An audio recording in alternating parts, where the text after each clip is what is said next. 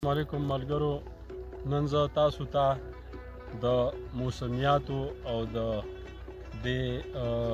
ګلوبل وارمنګ مطابق څه خبرې کول غواړم.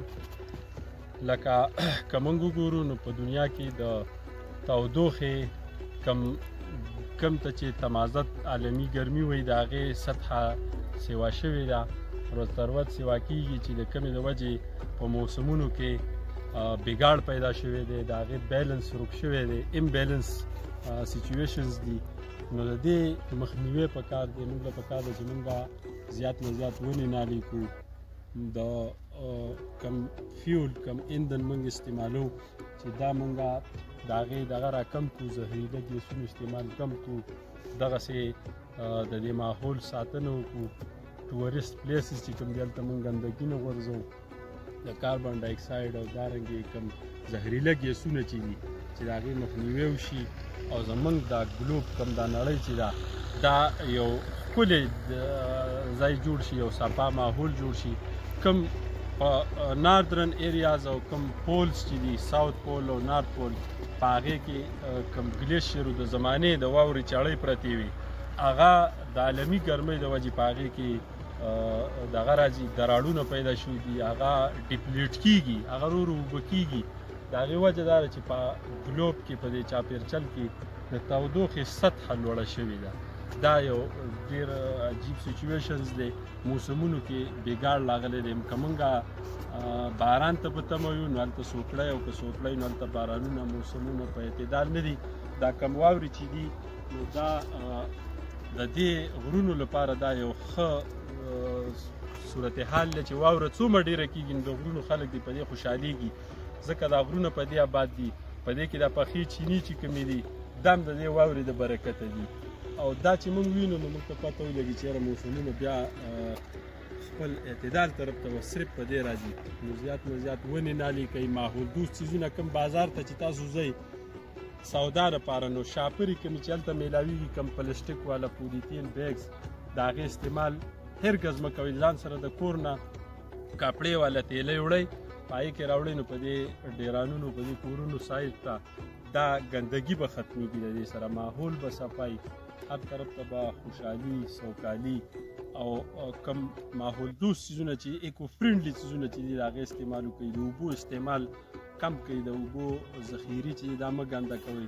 کم دا زهریله ګیسونو چې دي او بل دا کم سپری چې خلک کوي په دې فصلونو باندې د حشراتو دپاره یا د خشاک ختمولو دپاره، دا هرګز مه کوئ. ځکه مه کوئ چې دا زهریات پاتې شي په دې بوټو کې، او بیا د انسان وجود ته په څه نه څه سطحه لاړ شي، نو دا د جوړونو دردونه، دا ناکاره بیمارۍ د دې وجې نه سیوا شوي دي.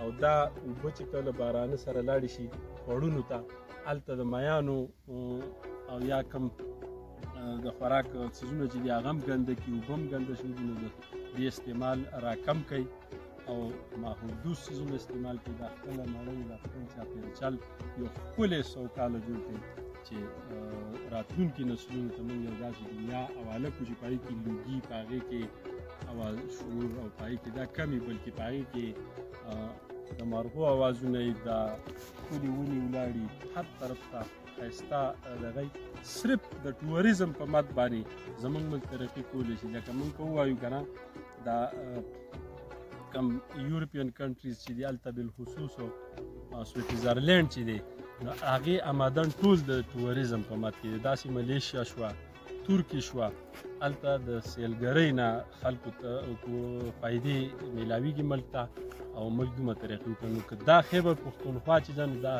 د داسې قسم مواقع دلته ډېرې زیاتې، دلته ریلیجیس ټوریزم دی، دلته د غرونو دغه شته، دلته ابشارونه دي، ندۍ دي، تاریخي پلیسز دي، هسټاریکل.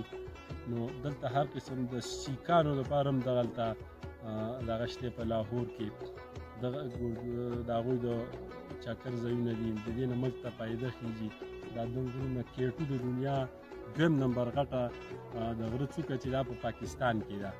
نو دا یو ښکلی ملک دی، دې کې ابشارونه دي، دې کې ځنګلونه دي، دې کې دغه دي. د دې حفاظت په موږ فرض دی، د یو ونې چې موږ د دې حفاظت وکړو او زهریله کم ګیسونه خارجيږي د ګاډو نه د هغې استعمال کم کړو که فیکټریانې دي د هغې نه کم لوګي وځي د هغې هم پراپر منیجمنټ پکار دی بندوبست پکار دی چې دا دغسې په دې ګلوب کې نه خارجېږي د خیبر پښتونخوا او پاکستان حکومت چې کوم تیر کال دوی لکه د اقوام متحده کم اهداف چې د زیاتو ونو نالولو د BTP یعنې بلین ټري افارسټریشن کم پراجیکټ چې و که نه د هغې په مد کې دوی ډېرې ونې نالي کړلې چې د هغې نه اقوام متحده هم پاکستان له انعام ورکړی دی چې تاسو صرف زموږ اهداف پوره کړو نو دا ښې خبرې دي چې موږ خپل نوي نسل دا تطبیق وکړو نو ډېره ډېره مننه.